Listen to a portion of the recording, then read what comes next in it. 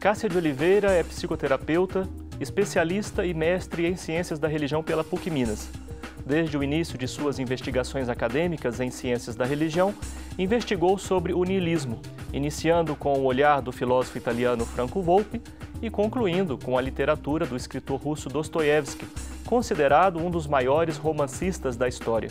No Religare de hoje, com Cássia de Oliveira, vamos conversar sobre niilismo e religião.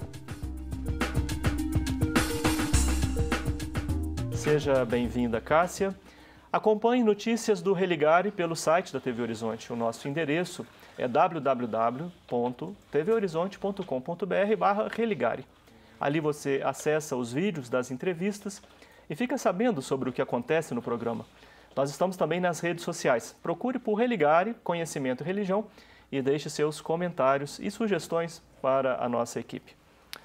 Cássia, quando nós falamos sobre niilismo, do que a gente está falando? É um termo que, em geral, não se conhece. Oi, Flávio. O niilismo, na verdade, o niilismo vem da palavra latina, de origem latina, nil. E o nil tem o significado de nada. Mas a questão de niilismo ultrapassa essa questão do nada. Ele aparece na sociedade moderna enquanto uma perda de sentido, enquanto uma falta de referência do homem moderno, porque os valores que sustentavam a sociedade anterior, vamos dizer, a sociedade medieval, onde dominava o teocentrismo, quando o homem entra na modernidade, que é a era da razão, né, o homem então passa a ser o centro do universo e não tem mais respostas para suas interrogações. Ou seja, Deus não mais responde pelas questões do universo humano. Então o homem fica como que julgado por si mesmo para poder responder seus várias interrogações. Sim, parece que o termo, assim, na versão mais moderna, como você colocou, surgiu na literatura russa.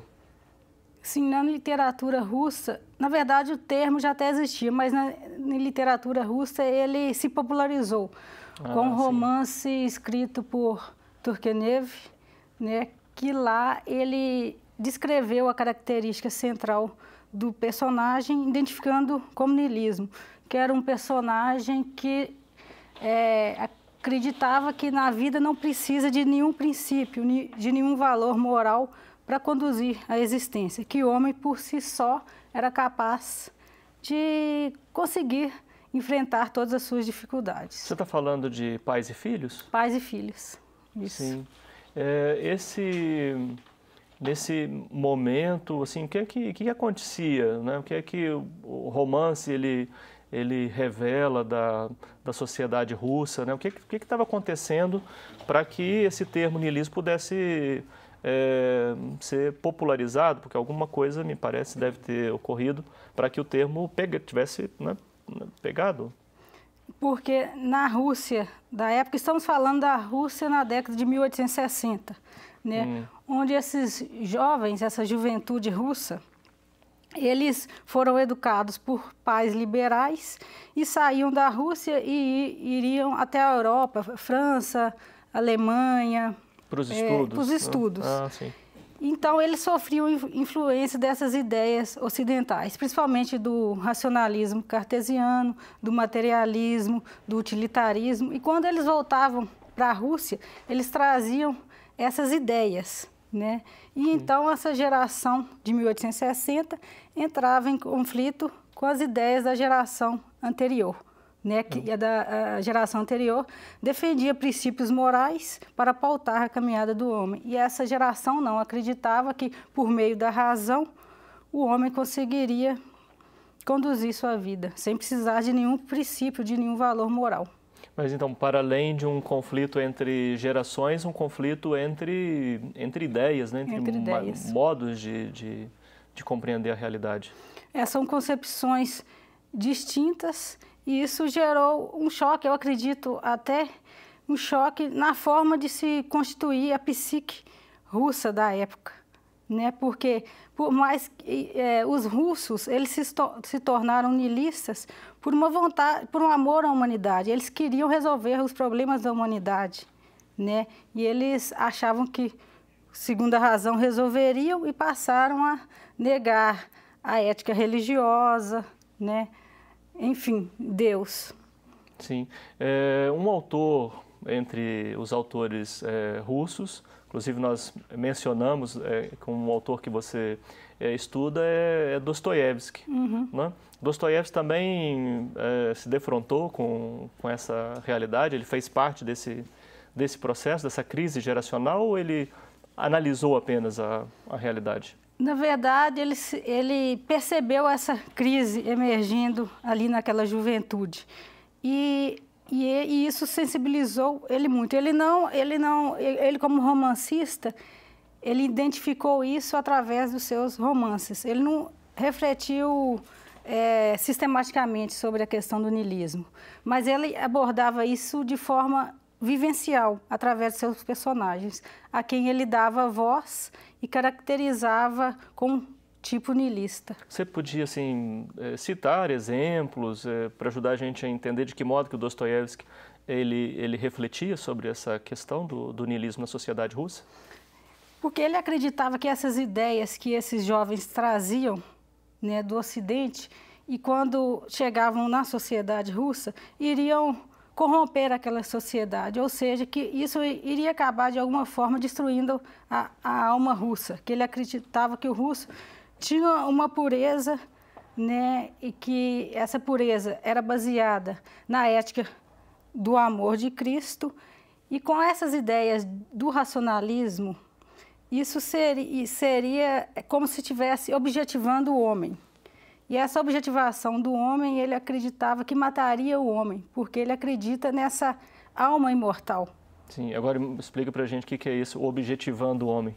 Objetivando o homem quando se tem só a razão como critério, né?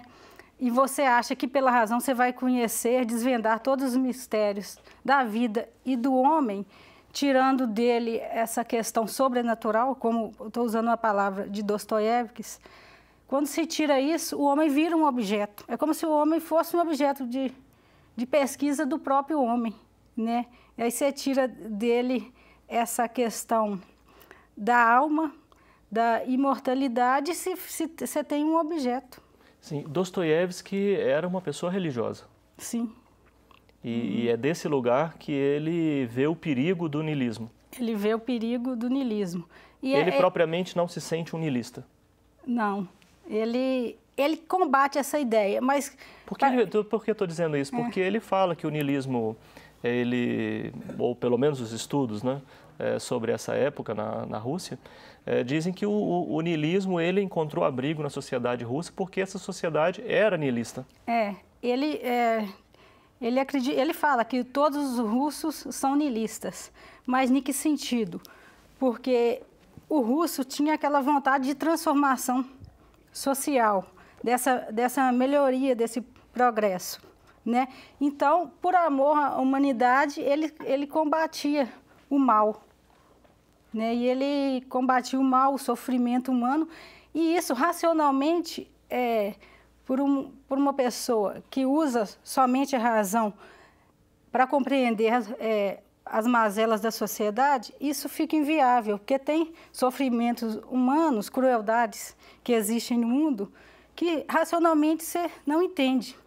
E uma vez Dostoiévski foi interrogado qual era o mal maior, o crime maior que existia no mundo. Ele falava que era a violência contra uma criança, né? E ele aborda isso muito bem nos seus romances. Sim. Eu tinha pensado a gente trazer pelo menos algum exemplo, né? um personagem, né? Sim.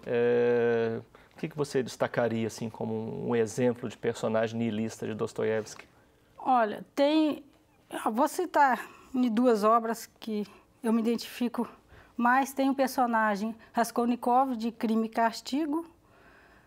Tem também o Ivan Karamazov, dos irmãos Karamazov. E por que esses personagens você destaca?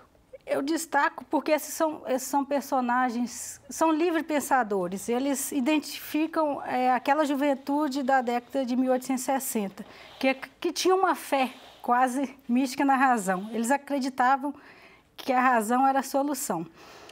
E para isso eles criavam teorias com o uso da razão, achando que iriam resolver suas questões. Esse personagem de Crime e Castigo, ele era um estudante de direito, vivia apertado para pagar seus estudos e sempre pedia emprestado dinheiro para uma velha agiota, na época. Só que ele achava que essa velha era cruel, era má, que não tinha valor nenhum para a sociedade.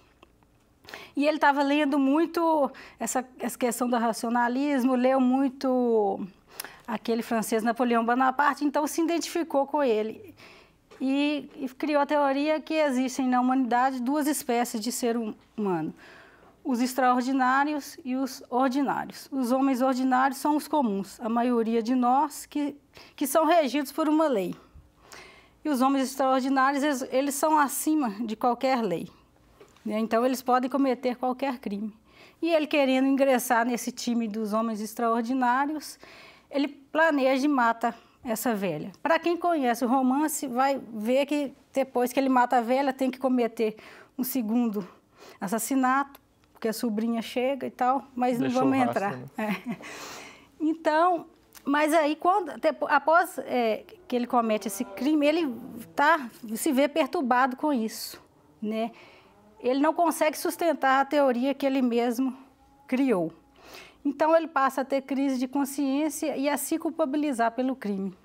Ele tem um encontro com uma moça, né, que desperta nele o amor e ele mesmo se entrega e assume a responsabilidade pelo crime e é julgado e condenado e vai cumprir a sua sentença.